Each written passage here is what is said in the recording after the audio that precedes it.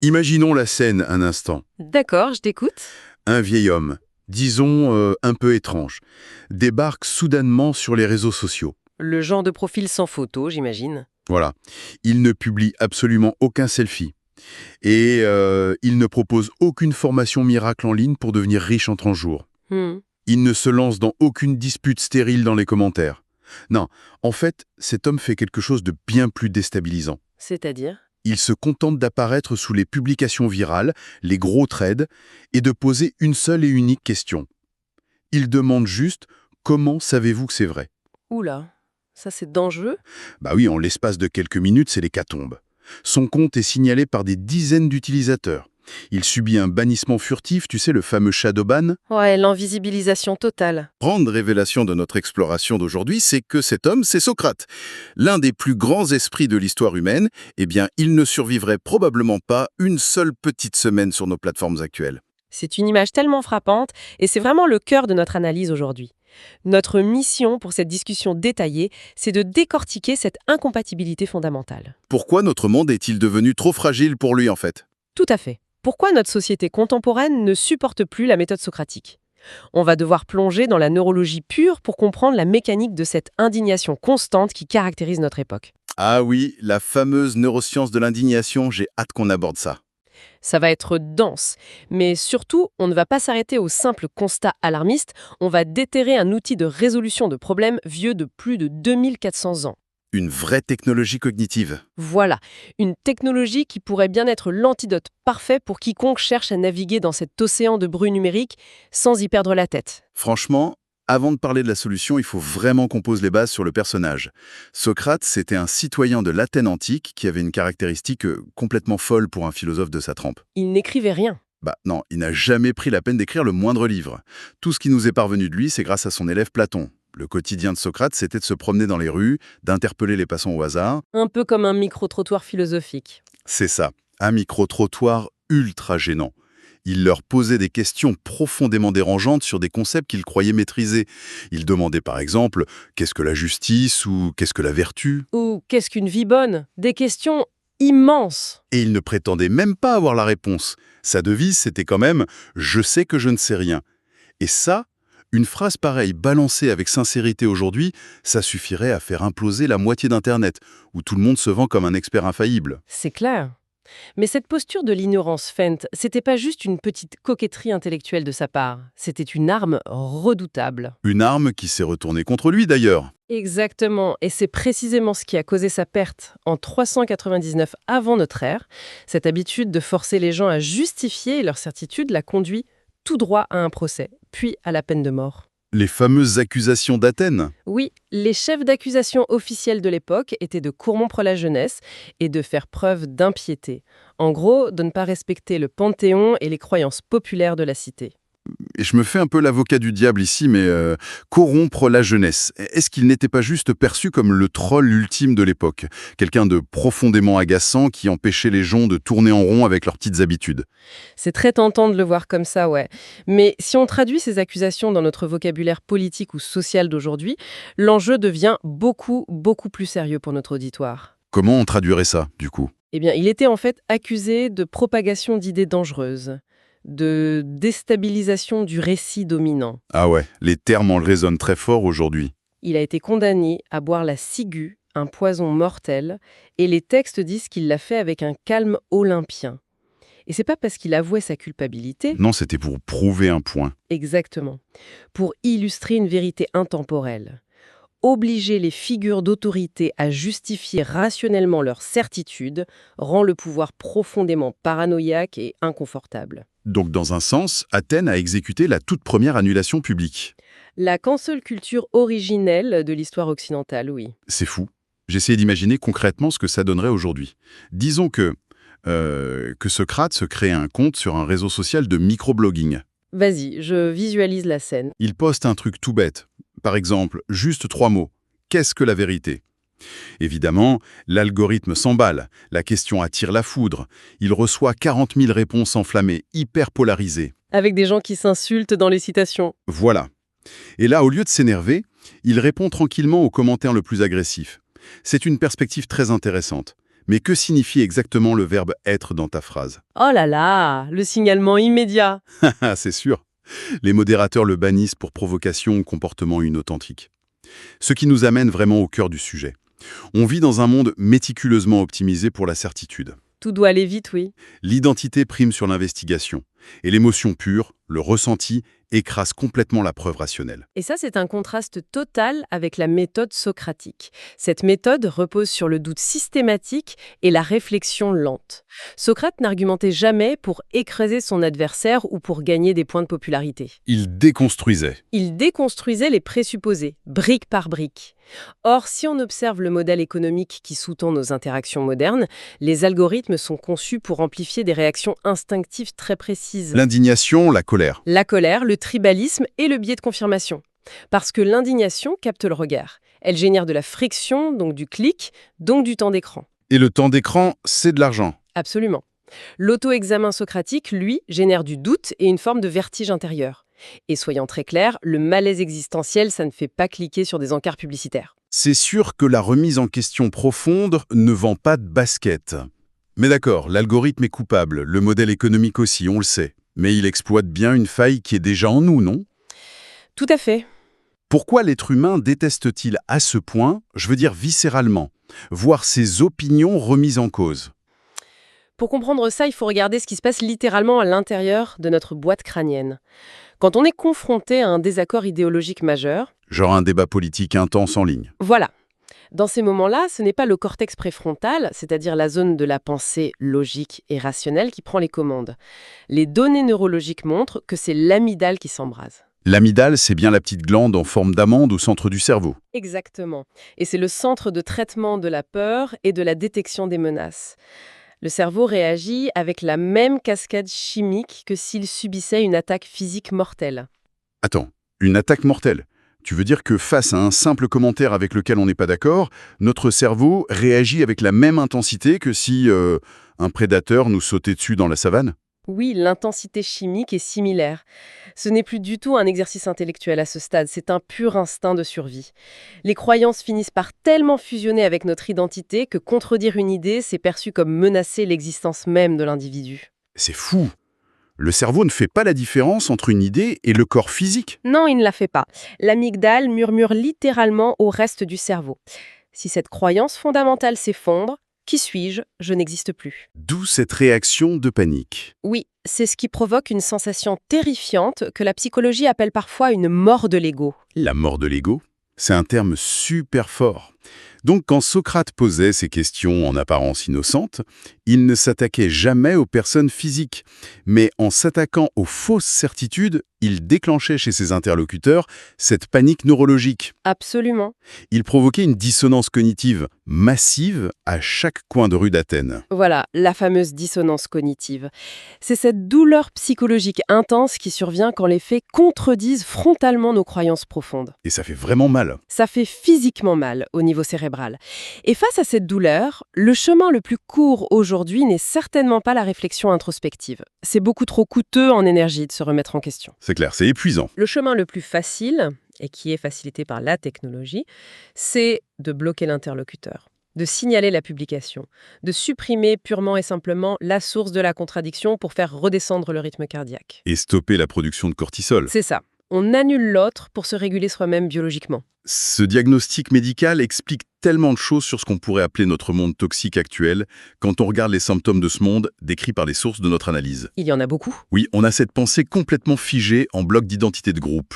On a cette addiction pure et dure à l'indignation. Le fait de scroller juste pour se mettre en colère. Exactement. Et aussi cette peur panique d'avoir tort publiquement, qui tétanise tout le monde et pousse à l'autocensure.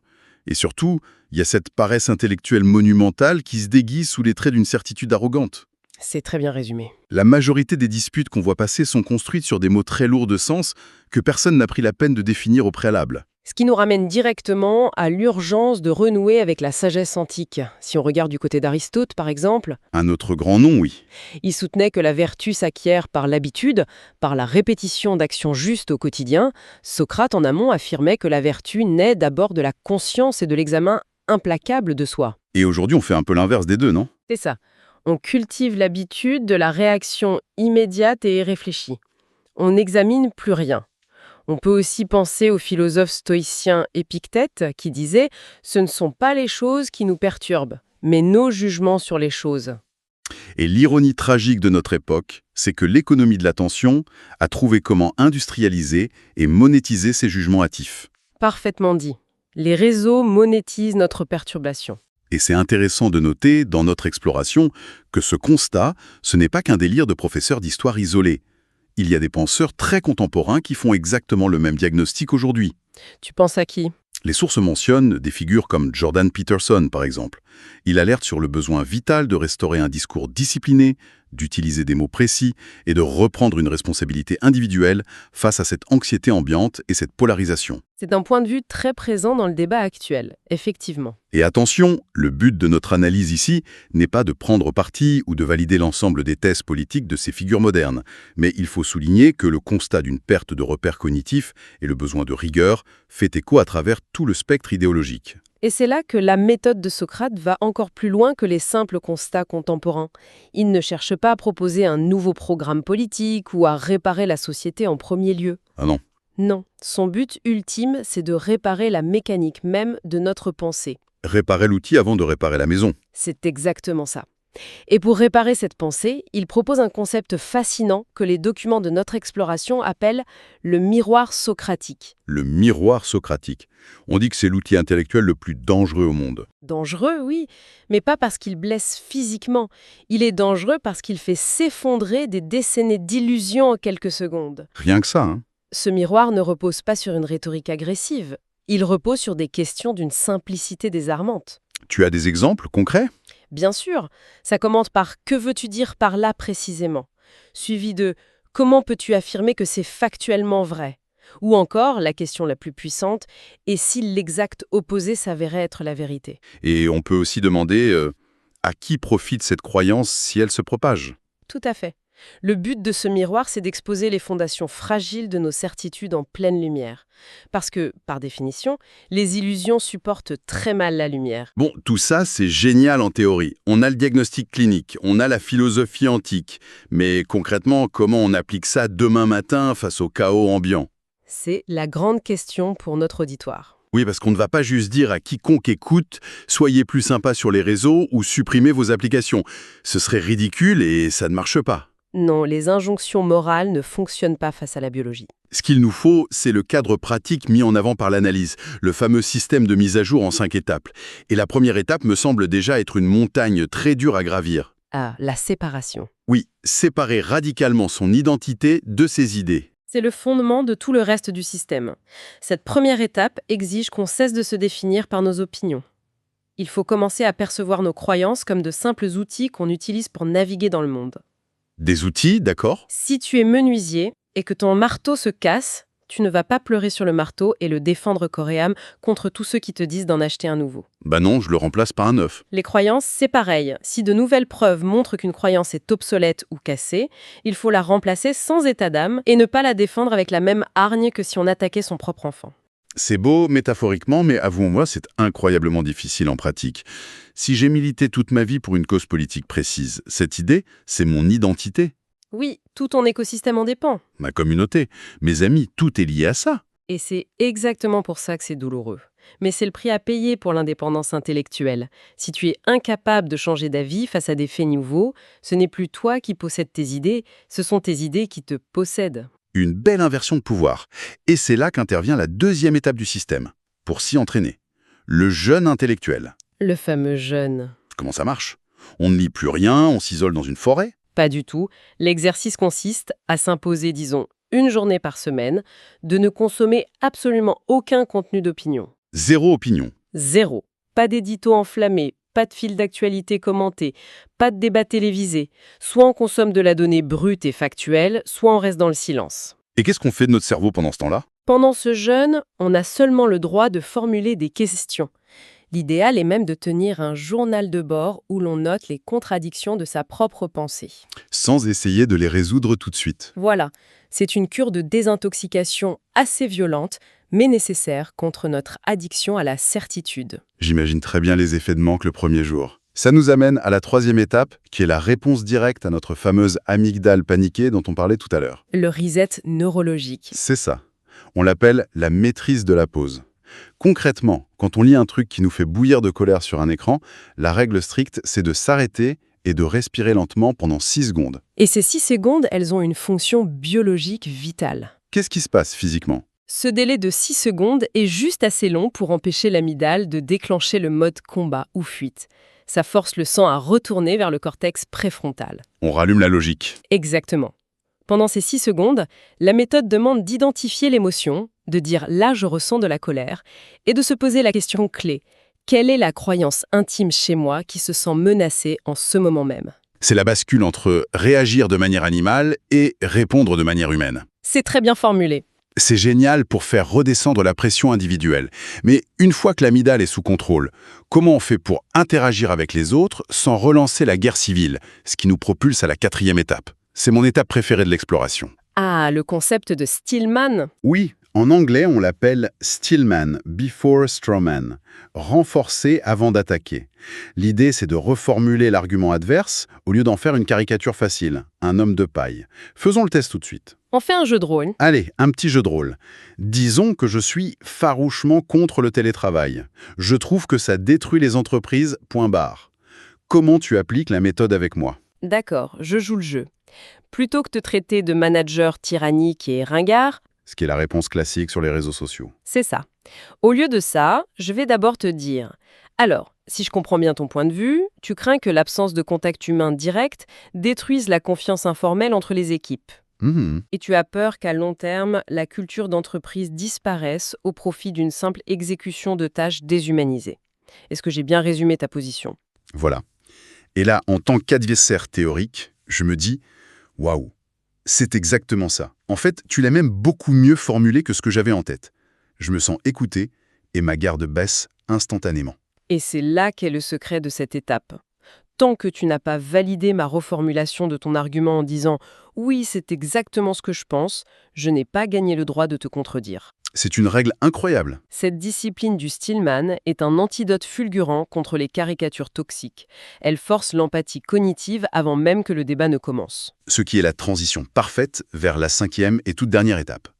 La création de cercles socratiques. L'aboutissement de la méthode. Puisqu'on sait maintenant séparer nos idées, jeûner d'opinion, contrôler notre amygdale et renforcer les arguments de nos adversaires, l'objectif est de pratiquer ça en groupe. Créer de petits espaces, que ce soit physiques ou virtuels d'ailleurs, avec une règle inviolable. Les débats pour savoir qui a tort ou raison y sont strictement interdits. Seules les questions exploratoires sont autorisées. Chacun aide l'autre à creuser ses propres angles morts, avec bienveillance. C'est littéralement l'inverse du fonctionnement d'Internet aujourd'hui. Si on prend un peu d'auteur sur tout ce qu'on vient de voir, l'impact potentiel d'un tel changement d'attitude est vertigineux pour notre société. Imagine si une masse critique de citoyens adoptait cette posture. Les espaces de commentaires passeraient de champs de bataille stériles à de véritables laboratoires collaboratifs. Et ça nous fait comprendre, in fine, la véritable portée de la condamnation de Socrate. Si sa méthode faisait si peur aux élites d'Athènes, c'est parce qu'elle forge des esprits libres. Des esprits impossibles à mettre en cage. Des gens capables de penser en dehors de la meute et de la pensée unique sont, par essence, impossibles à manipuler par la peur ou l'indignation artificielle. Le constat de notre exploration d'aujourd'hui est limpide. Notre monde inondé d'informations constantes n'a plus du tout besoin de voix qui hurlent plus fort pour imposer leur vision. Ce dont on a besoin, ce sont de questions plus perçantes. Des questions qui dérangent sainement. Le plus grand outil cognitif de l'histoire humaine n'est pas un algorithme de recommandation de vidéos, c'est l'investigation socratique. C'est complètement gratuit, c'est en open source depuis 2400 ans, et ça n'attend que d'être réactivé par chacun d'entre nous. La liberté de penser est un muscle. Oui, et si on ne le soumet pas à la résistance du questionnement, il s'atrophie. Pour clore cette longue réflexion, je pense qu'il faut moderniser la plus célèbre maxime de Socrate. Il disait « Une vie sans examen ne vaut d'être vécue ». Et la version mise à jour donnerait quoi? Traduit pour notre époque, ça donnerait « Un fil d'actualité non remis en question ne vaut pas la peine d'être consulté ».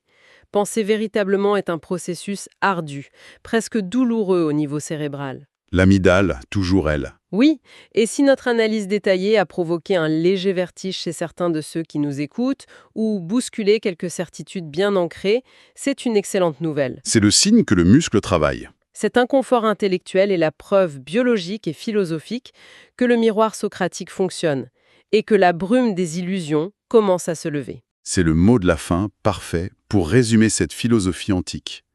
Mais on ne va pas clôturer cette analyse approfondie sans lancer un dernier défi à ceux qui nous suivent. Une dernière question pour la route. Exactement. Ne refermez pas juste cette exploration pour aller scroller de manière automatique sur une autre application. Gardons le silence un instant. Pour quiconque arrive au terme de cette discussion, voici une question cruciale à méditer, seul face à vous-même. Le miroir est tendu. Au fond, quelle est cette croyance fondamentale, cette certitude si bien ancrée au cœur de votre identité, que vous n'avez encore jamais osé remettre véritablement en question?